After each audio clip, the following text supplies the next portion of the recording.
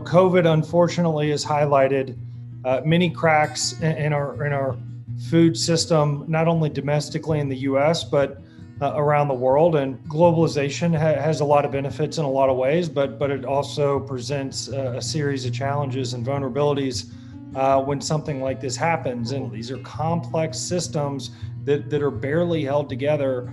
And when you add, complexity of problems into the equation, you look and go, there's a lot of unstable pieces that make this unsustainable for the long term.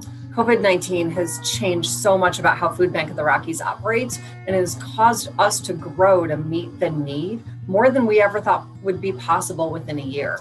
About 40% of clients that we're serving have never in their entire lives needed help with food assistance before now. So we're seeing people who were struggling with food insecurity, barely living on the margins before, now in dire need. In food security, as we move forward in the world with more climate disruption, with the growing populations, with growing demand for more food that's needed and required, we have a big challenge in front of us that we need to solve for. I think it's really hardened and the thesis around how we need to have more resilient food supplies in the regions in which they're consumed. We're now distributing about 60% more food every month than we were pre-COVID. We've seen an increasing trend of local food and wanting to consume food that is close to the source.